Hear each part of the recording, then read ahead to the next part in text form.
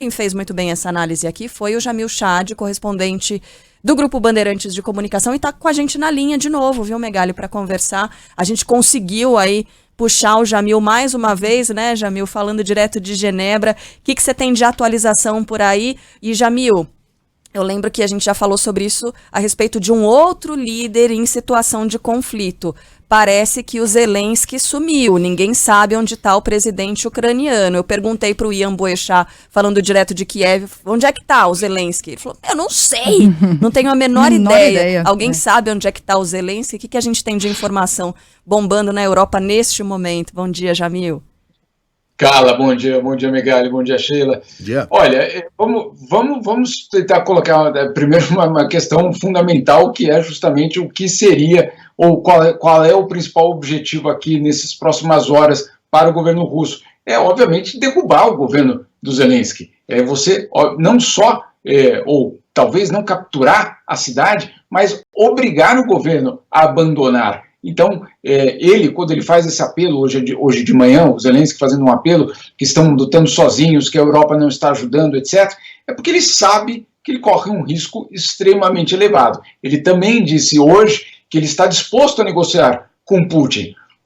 Soou como aquela história daquela pessoa que já sabe, né, que vai perder e que vai precisar agora chegar a algum tipo de acordo. Qual seria o acordo eventual? A garantia de que a Ucrânia não vai entrar jamais na OTAN, ou pelo menos estabelecer uma moratória, por exemplo, de 20 anos ou 10 anos, no qual, durante esse período, a Ucrânia se compromete a não entrar na OTAN e a OTAN se compromete a não convidar a Ucrânia. Isso poderia ser uma saída que, claro, evitaria um banho de sangue, e é muita gente muito preocupada aqui na ONU, Carla, com justamente a possibilidade de uma guerra urbana, e aí sim com um número de vítimas muito elevado. Nós estávamos participando hoje de uma coletiva de imprensa aqui sobre a situação humanitária na Ucrânia, e os dados são absolutamente assustadores.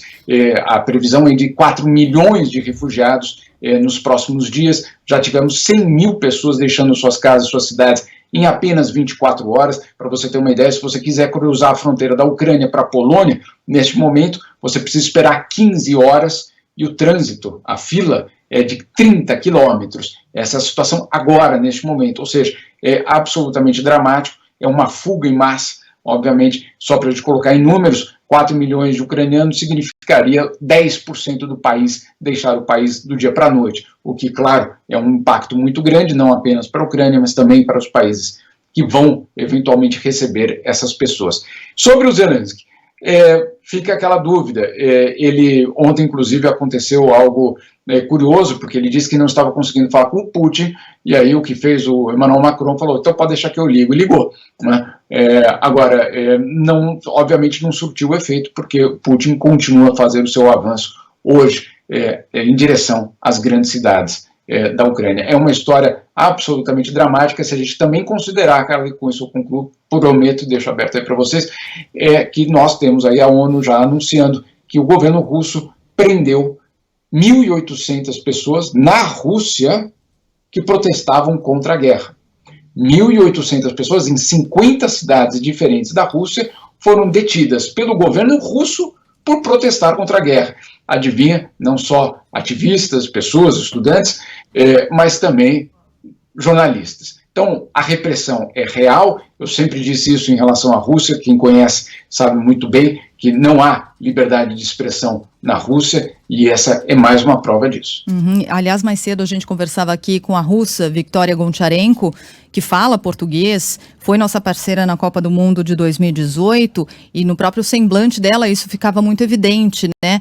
E as diferenças entre a sensação do povo em relação ao conflito e do governo russo em relação a esse conflito. A Vitória, inclusive, falava das relações familiares envolvendo russos e ucranianos, como ela própria, né, particularmente tem parentes que estão na Ucrânia, que moram na Ucrânia ou são ucranianos, enfim. Agora, queria te ouvir, Jamil, sobre a Polônia. Você falava aí sobre como está a travessia para a Polônia, um caminho que tem sido buscado por milhares de pessoas. Para os brasileiros, foi facilitada a entrada, a gente pôde acompanhar mais cedo também informação trazida pelo Edson brasileiro, jogador de futebol, que conseguiu cruzar a fronteira. quando eles olham o documento de brasileiros, conseguem uma facilidade um pouco maior para cruzar, mas a situação é delicadíssima por lá.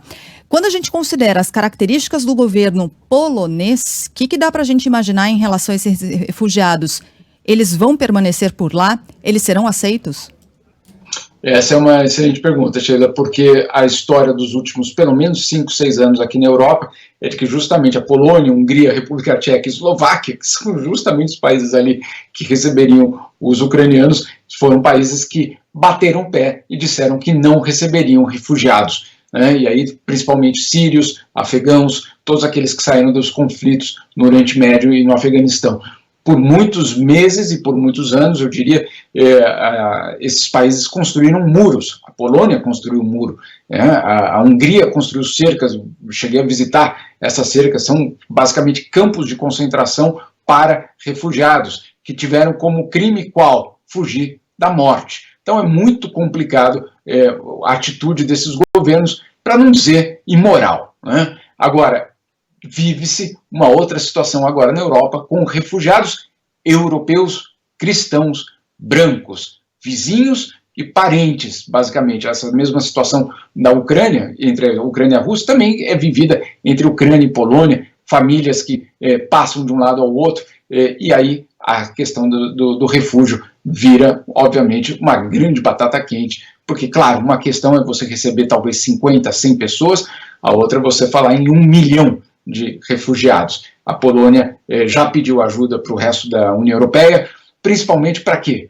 Para, uma vez que essas pessoas cheguem ali, para distribuir essas pessoas pelo restante da União Europeia, para que, claro, França receba uma parte, Alemanha outra parte, etc., para que não fique pesado para todos. Vamos ver se desta vez, depois aí de 5 anos daquela vergonha que foi a situação dos refugiados sírios, vamos ver se dessa vez a Europa tem uma resposta coordenada à crise migratória e de refugiados. Claro, sempre esperando, né, Sheila, que a gente não chegue a isso, que haja algum tipo de entendimento ou simplesmente que essas pessoas sejam poupadas, porque a crise humanitária que se avizinha aí é absolutamente impressionante, pelo menos se a gente for acreditar tanto no Comitê Internacional da Cruz Vermelha como a ONU aqui. Ô Jamil, você falou no risco de uma guerrilha urbana que teria consequências imprevisíveis, mas certamente muito violentas, mas por enquanto os tanques estão entrando com uma facilidade impressionante, né, em Kiev. Estão circulando ali como querem, e a impressão que dá é que em questão de dias, inclusive o governo americano se pronunciou nesse sentido, a cidade vai estar tomada sem que haja necessidade do disparo de uma única bala de canhão. Acontecendo isto, o que me parece, nesse momento, ser a melhor solução, pelo menos a mais pacífica, né? Uma tomada relativamente pacífica. Por enquanto, não houve resistência alguma. Como é que se coloca um freio na Rússia? Porque ninguém deseja, obviamente, uma ação militar. Mas se o Putin mantiver seus planos expansionistas, que ele garante que não tem, mas o que vale a palavra de um Vladimir Putin nesse momento, como é que vai se colocar um freio na Rússia, se as sanções econômicas parecem não ter feito nem cosquinha no Kremlin e o recado que é dado para o mundo é muito negativo, né? A Rússia entrou ali como quis, como uma faca quente entrando num tablete de manteiga. Inclusive o recado para a China, no que diz respeito a Taiwan, é extremamente preocupante. Como é que você coloca um freio em eventuais planos de expansão da Rússia? Megali, essa é a grande preocupação. Ontem eu falava com um diplomata, um embaixador europeu, de um grande país europeu, pedia anonimato, claro, mas ele dizia, olha, se isso for a realidade, a pergunta é, em primeiro lugar, quais são os próximos, né? Quais são os próximos países que podem começar já a tremer, porque a Rússia sabe que não vai ter essa resistência do outro lado, e acima de tudo, qual vai ser o novo entendimento entre Rússia e Ocidente. Por quê? Porque existe uma percepção cada vez maior aqui nos círculos diplomáticos, de que a Rússia faz isso para também se recolocar como superpotência. Aquela história, vocês achavam que não precisavam tratar mais comigo como superpotência? Estou aqui.